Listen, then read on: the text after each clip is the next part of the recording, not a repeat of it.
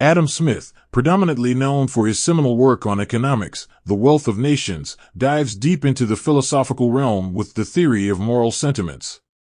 This work elegantly explores the nature of our moral judgments and the origins of our moral feelings.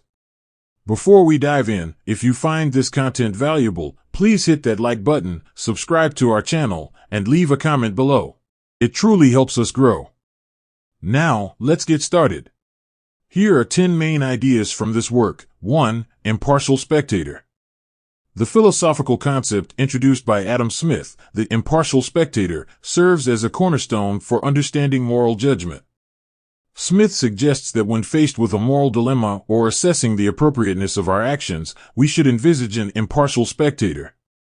This imagined figure is not influenced by our personal biases, emotions, or vested interests. Instead, the spectator observes from a detached viewpoint, providing an unbiased assessment. By channeling this neutral perspective, we can gain clarity on the morality of our choices. The presence of this internalized observer encourages self-reflection and promotes a deeper understanding of ethical behavior.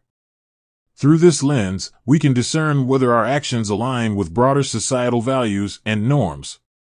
In essence, Smith's impartial spectator serves as an internal moral compass, guiding us towards decisions that resonate with a sense of universal justice and propriety. 2. Sympathy, empathy. Central to Smith's ethical framework is his emphasis on sympathy, often understood in modern terms as empathy. According to Smith, humans inherently possess an ability to resonate with the emotions and experiences of others. When we witness joy, sorrow, or any emotion in someone else, there's an innate tendency to mirror these feelings, forging a bond of shared experience.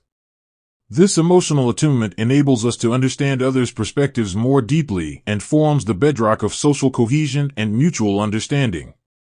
Smith believed that our capacity for sympathy not only facilitates interpersonal relationships but also plays a pivotal role in moral reasoning. By placing ourselves in another's shoes and feeling their emotions as if they were our own, we can better judge the morality of actions and decisions. Thus, for Smith, sympathy, or empathy, is both a natural human inclination and a vital component of ethical judgment. 3. Desire for mutual sympathy. One of the profound insights from Smith's philosophy is the understanding that humans harbor an intrinsic wish for their emotions to be reciprocated and recognized by others. This yearning for mutual sympathy is not just a byproduct of our social nature, but a driving force that shapes many of our interactions and relationships. We constantly seek validation, wanting others to resonate with our joys, sorrows, fears, and aspirations. This shared emotional understanding not only strengthens bonds, but also acts as a regulatory mechanism for social behavior. When our feelings are mirrored, it reinforces positive actions and deters behaviors that disrupt societal harmony. By desiring and attaining mutual sympathy, we build trust, foster community, and, most crucially, develop a shared moral framework. In essence, our pursuit of mutual understanding and emotional alignment is fundamental to the way we navigate the world and relate to one another. 4. The role of emotion. Emotions serve as powerful indicators and influencers in our decision-making processes. Smith highlighted the profound impact of emotions in shaping our moral perspectives. When we witness others expressing emotions that resonate with our own expectations or societal norms, we tend to perceive their actions in a positive light, deeming them morally commendable. Conversely, if their emotional reactions deviate from what we anticipate, we may question the morality of their actions. This alignment, or lack thereof, plays a pivotal role in our assessment of right and wrong. It's not just rational thought that dictates our moral judgments, the emotional undertones deeply influence our perspectives. By recognizing and understanding the interplay of emotions in our judgments, we get a clearer picture of the complexities involved in defining morality and the innate human need for emotional coherence and validation in social contexts. 5. Innate moral sentiments. Delving into the roots of morality, Smith put forth the idea that not all moral sentiments arise purely from environmental influences or cultural conditioning.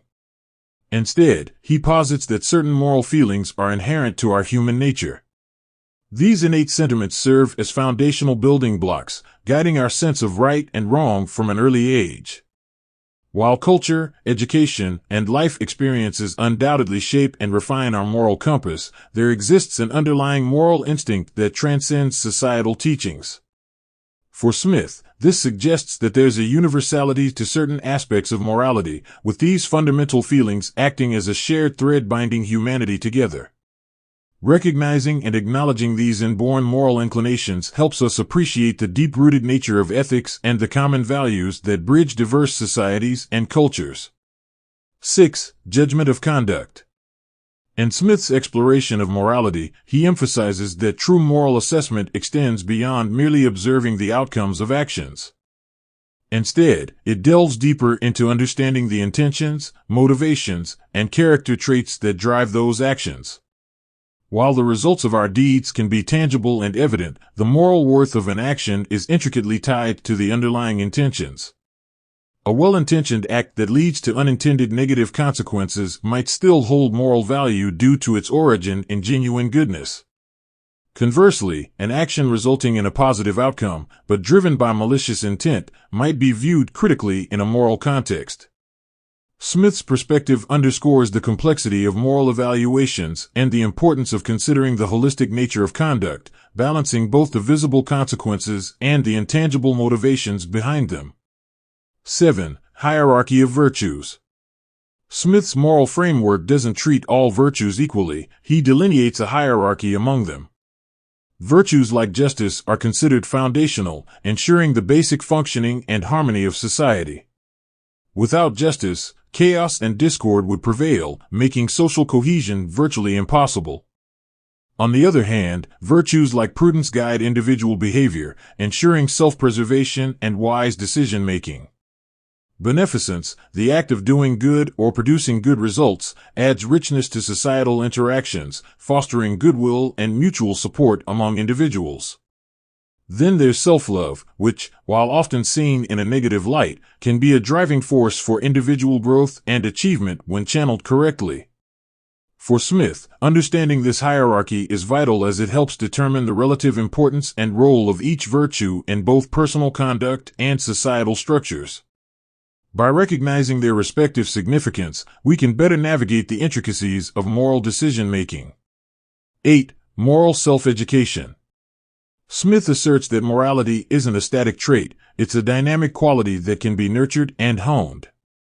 Through deliberate introspection, reflection, and self-discipline, individuals can refine their moral judgments and behaviors. Central to this process of moral self-improvement is the concept of the impartial spectator. By frequently referencing this internalized neutral observer, individuals can assess their actions and decisions from an unbiased standpoint. This continuous self-assessment fosters a heightened awareness of one's moral compass and the repercussions of one's actions on others and society at large. For Smith, this iterative process of self-education is crucial as it empowers individuals to align more closely with broader ethical principles, ensuring personal growth and contributing positively to the wider community. 9. Moral relativism. Smith acknowledges that while there are moral principles that appear to be universal, their application and significance can differ considerably based on cultural, societal, and individual contexts. What's deemed morally acceptable in one culture might be frowned upon in another. Similarly, individual upbringing, experiences, and personal beliefs can shape how one interprets and prioritizes these moral principles. This notion challenges the idea of absolute morality, suggesting that ethics can be fluid and contingent on context. Smith's recognition of moral relativism emphasizes the importance of understanding and respecting diverse perspectives.